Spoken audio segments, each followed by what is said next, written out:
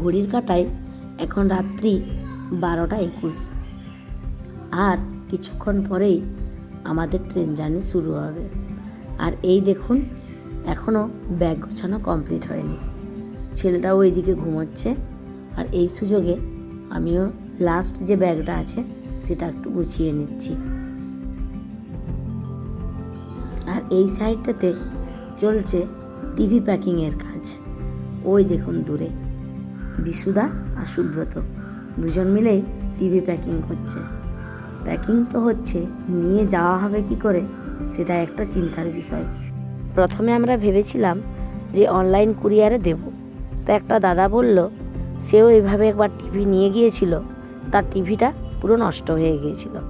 আর এই দেখুন এখন রাত্রি 1টা 1, মোটামুটি প্যাকিং অনেকটাই কমপ্লিট। আর কিছুক্ষণ পরে ভোর হতে না হতে আমরা বেরিয়ে পড়ব। তো এখন ঘড়ির কাঁটায় ভোর 6:30। আমরা অনেকটাই গুছিয়ে নিয়েছি, এবার স্টেশন যাওয়ার পালা। আর এই দেখুন আজকের ওয়েদারটা কি রকম, উপর থেকে এতটাই কুয়াশা কিছুই দেখা যাচ্ছে না। আমি আজ সকাল সকাল স্নান সেরে ঠাকুর পুজোটাও করে নিয়েছি। আমি যখনই লং ট্যুরে কোথাও যাই তখন ঠাকুরকে প্রসাদ এই নারকেলের জল আর ফল, মানে একটা গোটা নারকেল দিয়ে প্রসাদ দিয়ে যায়, কারণ অনেক দিন ঠাকুরকে আর পুজো দেওয়া হবে না। ব্যাগগুলো সব নামানো হয়ে গেছে, এই একটা পিঠের ব্যাগ বাকি, ওটা নামিয়ে নিয়েই আমরা এখন যাচ্ছি স্টেশনে। আর সাথে আছে বিশুদা। আমরা স্টেশনের প্রায় কাছাকাছি চলে এসেছি। আর বিশুদা কাল রাত্রে এতটা রাত জাগার পরেও আবার সকালবেলায় বিশুদা তার কার নিয়ে আমাকে স্টেশনে ছাড়তে এসেছে। আর আমাদের আবার এবার কি হয়েছে জানেন, একটা দিন লেট করে ফেলেছিলাম ট্রেনের টিকিট করার জন্য, তাতেই ওয়েটিং লিস্ট 93 ছিল। ওই ট্রেনটা হচ্ছে কামাখ্যা এক্সপ্রেস। আমরা মোটামুটি বাড়ি আসা যাওয়া করার সময় এই ট্রেনটাতেই আসা যাওয়ার চেষ্টা করি, কারণ এই ট্রেনটা খড়গপুর দিকে যায় না, হিজলি হয়ে সোজা মেদিনীপুর স্টেশনে স্টপেজ দেয়। আমাদের ব্যাগ ট্যাগ লাগেজ নিয়ে সব কিছু নিয়ে একটু সুবিধেই হয়। তো কামাখ্যাতে আমাদের ওয়েটিং লিস্ট ছিল 93। আরেকটা ট্রেনে আমরা টিকিট করেছিলাম যেটা হাওড়া SNBT, ওটা ছিল RAC আপনার।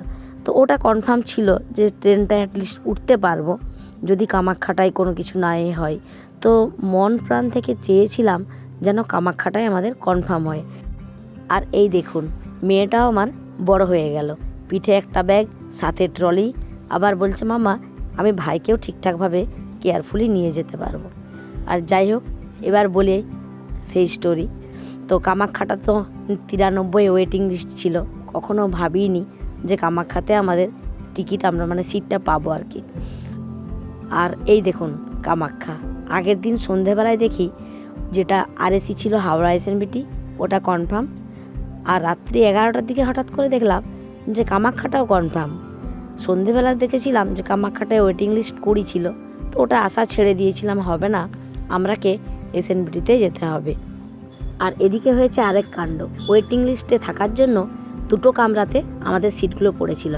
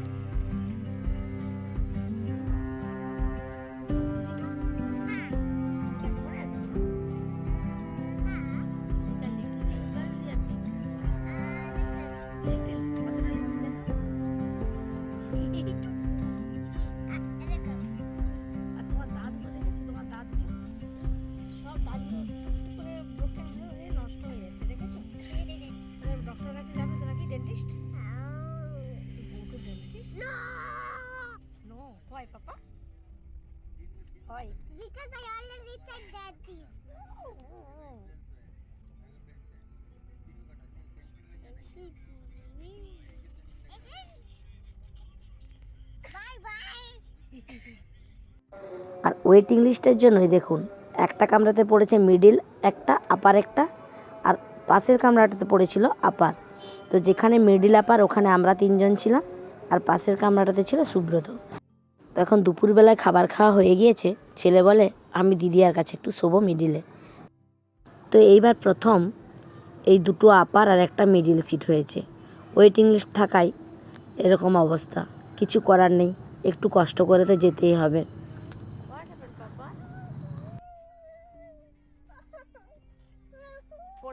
পড়ে যাবে।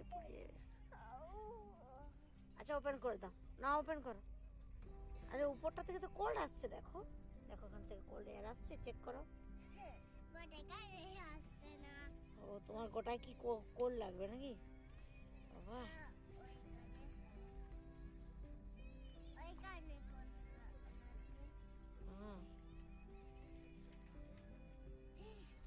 একটু স্লিপিং করো। Because mama feeling sleepy.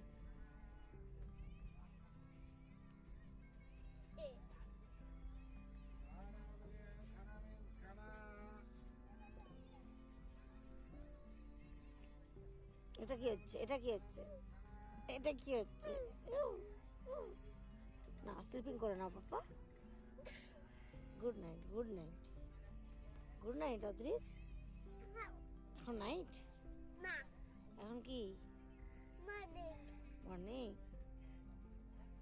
না আফটারনুন? এখন মর্নিং না, এখন আফটারনুন।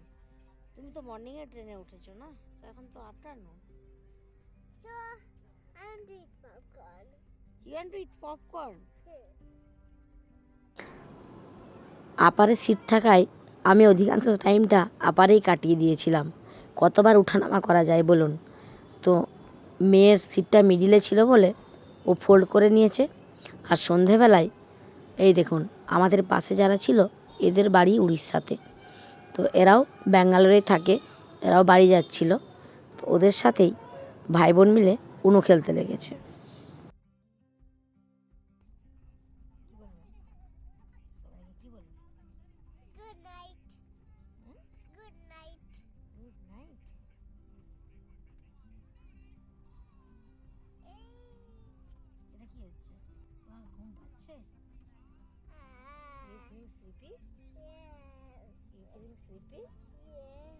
বলো সবাইকে কি বলবে, বলে দাও।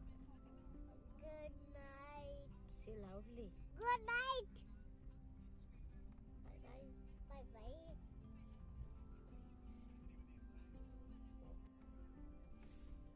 অদ্রিত পাপা ঘুমটা কেমন হয়েছে? নাইস হয়েছে। এবার তুমি নিচে নামবে আর ঘুমোবে না? আমার মর্নিং হয়ে গেছে। কই মর্নিং হয়নি তো, এখন তো অন্ধকার। কোথায় দেখবো? দেখবো ওইদিকে মর্নিং। ও আচ্ছা, পাপাকে ডেকে নিয়ে, হ্যাঁ পাপা তোমাকে নামিয়ে দেবে নিচে, দাঁড়াও। এই দেখুন এটা পরের দিন। দেখতে দেখতে আমরা ভুবনেশ্বরে চলে এসেছি।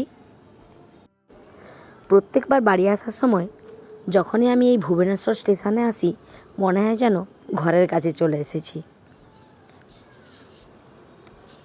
তো ভুবনেশ্বর থেকে তো এখনও অনেকটাই, তাই আরেকবার একটু কফি খেয়ে নিলাম এখানে। আর এই দেখুন আমরা এখন বালেশ্বরে। আমাদের সাথে যারা ছিল সহযাত্রী বলতে পারেন, তো তারা এই বালেশ্বরে সবাই নেমে পড়ল। আর এখন মনে হচ্ছে হিজড়ি লেখাটা আর কতক্ষণ পরে দেখব। আজ 2 দিন ট্রেন জার্নি, ছেলের মুখটা দেখেও মনে হচ্ছে ও একটু বোর ফিল করছে।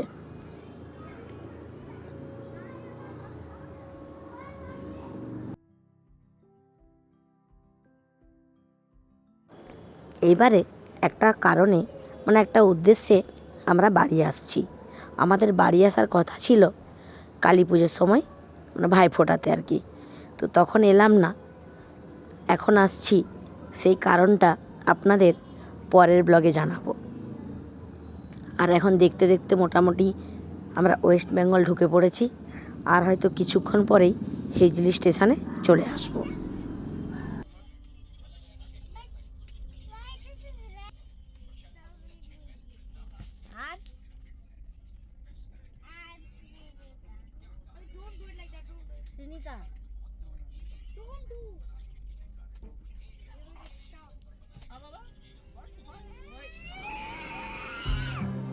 এই দেখলেন ছেলের কাণ্ড।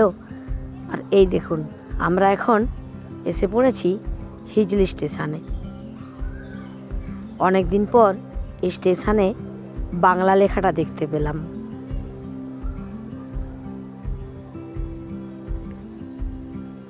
আর হিজলি থেকে মেদিনীপুর আসতেও খুব একটা সময় লাগে না। আর এখানে এই যে এটা হচ্ছে আমার ছোট নন্দাই, সে এসেছিল স্টেশনে।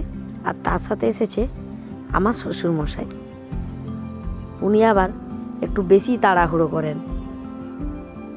নেমে যখন পড়েছি, ব্যাগটা নিয়ে যেতে আর কতক্ষণ বাড়ি বলুন তো? বাবা ব্যাগ নিয়ে আগিয়ে চলে গিয়েছে কতটা, ওই দেখুন। তাই বললাম যে উনি একটু বেশি তাড়াহুড়ো করেন। দেখতে দেখতে কামাখ্যা ট্রেনটাও মেদিনীপুর স্টেশন ছেড়ে দিল। তো আমরাও এবার বাড়ি যাব। আর এই দেখুন কতদিন পর মেদিনীপুর স্টেশনটাকে দেখছি। এখন মেদিনীপুর স্টেশনেও লিফট হয়ে গেছে জানেন তো। আমরা ওই জন্য এতগুলো লাগেজ সাথে টিভি এত কিছু থাকার জন্য আমরাও সিঁড়ি দিয়ে না গিয়ে লিফট দিয়েই যাব। তো এখান থেকে যে লিফটটা আছে অনেকটাই হাঁটতে হবে। হাঁটতে হলেও ওই সিঁড়ি দিয়ে এতগুলো লাগেজ তোলার থেকে ওই লিফট দিয়ে তোলাটা অনেকটাই সহজ। ভিডিওটা কেমন লাগলো একটু জানাবেন। যদি ভালো লেগে থাকে একটা লাইক করে দেবেন, আর সাথে বন্ধুদের সাথে একটু শেয়ার করে দেবেন।